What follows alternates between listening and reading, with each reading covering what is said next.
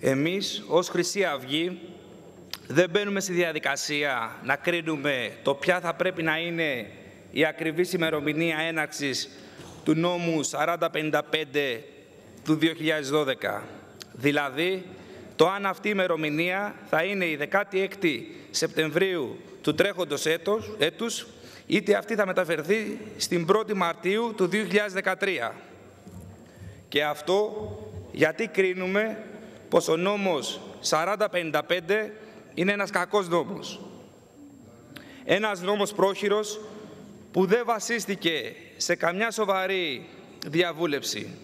Με ταχύτατες διαδικασίες και συντετμημένες προθεσμίες πέρασε από την πρώτη μνημονιακή συγκυβέρνηση Παπαδήμου και με τον ίδιο απαράδεκτο τρόπο τώρα προτείνεται να πάρει νέα ημερομηνία έναρξης ισχύως.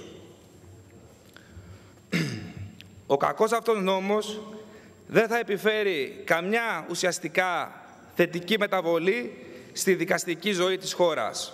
Σίγουρα δεν θα επιτύχει την επιτάχυνση της δίκης και δεν θα λύσει κανένα πρόβλημα που αντιμετωπίζουν τα δικαστήρια της χώρας. Αντίθετα, πιστεύουμε πως μπορεί να προσθέσει και άλλα στα ήδη υπάρχοντα προβλήματα.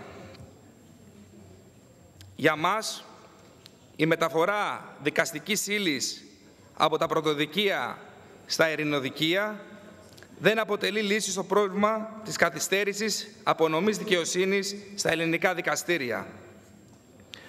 Αυτό απαιτεί συντονισμένες, καλά μελετημένες κινήσεις και βαθιές τομές, όχι απλή μεταφορά ύλης.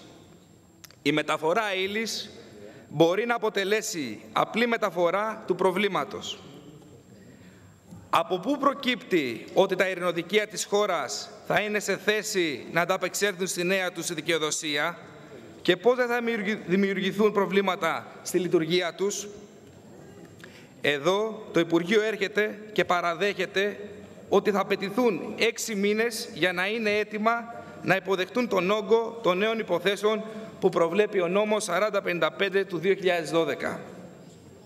Γιατί μόνο 6 μήνες τότε και όχι 1 χρόνο? Γιατί όχι ακόμη περισσότερο?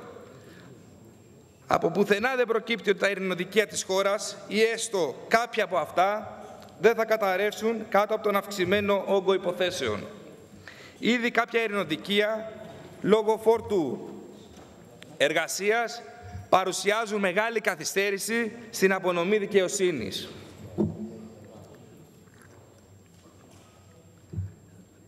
Δεν προβλέπεται τίποτα για την υλικοτεχνική αναβάθμιση των ειρηνοδικείων για να ανταποκριθούν με επιτυχία στα νέα καθήκοντά τους. Καμιά ενίσχυση στο προσωπικό τους. Λέτε ότι 160 ειρηνοδίκες που μόλις διορίστηκαν αποτελούν ενίσχυση του προσωπικού τους και πως μετά το πέρας της τετράμηνης άσκησής τους θα επιτρέψουν στα ειρηνοδικεία να αντιμετωπίσουν τη νέα πραγματικότητα που δημιουργεί ο νόμος 4055. Μα δεν είναι ότι τα ειρηνοδικεία της χώρας δουλεύανε ρολόι και πως ήρθατε με το διορισμό αυτών των 160 νέων δικαστικών λειτουργών, ήρθατε και ενισχύσατε τα δικαστήρια αυτά για να αντιμετωπίσουν μεγαλύτερο όγκο υποθέσεων. Οι 160 νέοι αυτοί ειρηνοδίκες έρχονται να καλύψουν τρύπες στα δικαστήρια αυτά και μια σειρά συνταξιοδοτήσεων ειρηνοδίκων και δεν αποτελούν καμιά ουσιαστική ενίσχυση.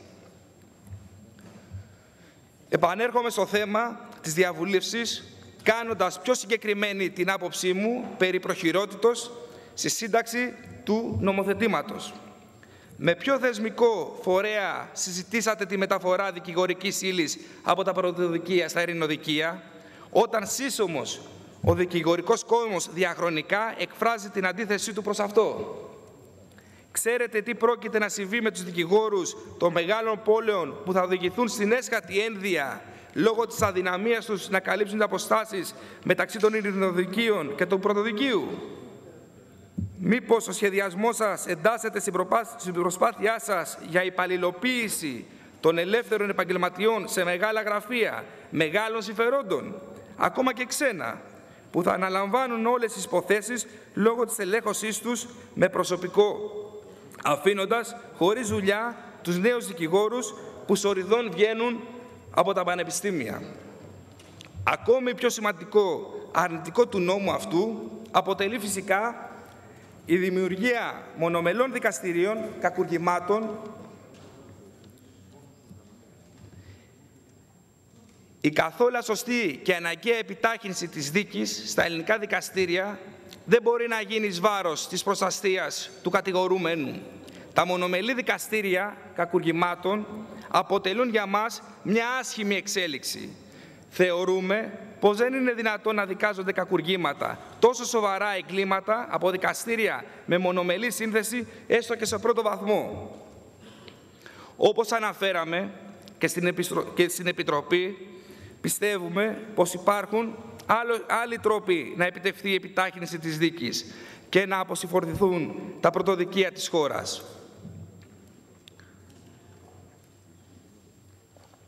Ο τρόπος αυτός δεν μπορεί να είναι αποσπασματικές ρυθμίσεις σε πρόχειρα καταρτισμένα νομοσχέδια που κακοποιούν τον αστικό κώδικα, τον κώδικα πολιτικής δικονομίας κτλ. Και μετατρέπουν τα σημαντικά αυτά νομοθετήματα μέσω αυτής της πρακτικής σε κουρελόχαρτα, δύσχριστα και παροχημένα. Ο πιο απλός τρόπος να αποσυμφορηθούν τα πρωτοδικεία της χώρας και γενικά να επιταχυνθεί η δίκη είναι η άμεση αναβάθμιση της υλικοτεχνικής υποδομής των δικαστηρίων και η ενίσχυσή τους σε προσωπικό. Αυτό, αν δεν μπορεί να γίνει λόγω των οικονομικών δυσκολίων που αντιμετωπίζει η χώρα, μπορεί, αν γίνει μετά από μια σοβαρή μελέτη, η αναδιόρθρωση των δικαστηρίων της χώρας με μεταφορά οργανικών θέσεων και άλλες κινήσεις υπηρεσιακές. Αυτό πρέπει να γίνει ανεξάρτητα της οικονομικής στενότητας που αντιμετωπίζει η χώρα. Από εκεί και πέρα, μετά από σοβαρή διαβούλευση με όλους τους εμπλεκόμενους φορείς, παραδείγματος χάρη τους δικηγορικούς συλλόγους της χώρας, μπορεί να γίνουν αλλαγές σε νομοθετικό επίπεδο όσον αφορά τη δικαιοδοσία των δικαστηρίων κτλ. Αλλαγές προς τη σωστή κατεύθυνση με σχέδιο, ολοκληρωμένο πλάνο, με λεπτομερή ανάλυση των συνεπειών, με κινήσεις ριζικές που θα μπορέσουν να επιφέρουν θετικές αλλαγές στη δικαστηριακή πρακτική της χώρας. Τώρα, όσον αφορά το άρθρο 75 παράγραφος 2 του Συντάγματος, για τον 1 μήνα παράτασης που θα έχουν οι ΠΑΕ και οι ΚΑΕ, η Χρυσή Αυγή είναι υπέρ. Ευχαριστώ. Ευχαριστούμε και εμείς. Ο κύριος Πανούσης έχει το λόγο.